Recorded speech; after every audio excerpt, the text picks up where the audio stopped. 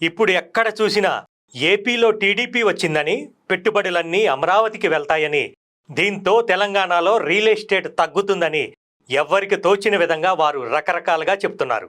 కానీ ఇవేమీ నిజం కాదు.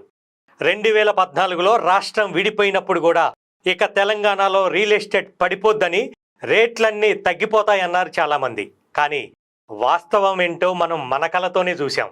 ఎందుకంటే హైదరాబాద్ పోటీ పడేది చుట్టుపక్కల రాష్ట్రాలతో కాదు, ప్రపంచ దేశాలతో అభివృద్ధిలో పోటీ పడుతోంది. హైదరాబాద్ అభివృద్ధి చెందిన మహానగరం. ఇక్కడ ఉన్న పొటెన్షియల్ మరెక్కడా లేదు. ఇక్కడ ఉన్న భౌగోళిక వాతావరణ పరిస్థితులతో ఐటీ, ఫార్మా కంపెనీలు విస్తారంగా అభివృద్ధి చెందుతున్నాయి. ఎప్పటికీ హైదరాబాద్ రియల్ ఎస్టేట్ని అగ్రస్థానంలోనే ఉండేలా చేస్తోంది.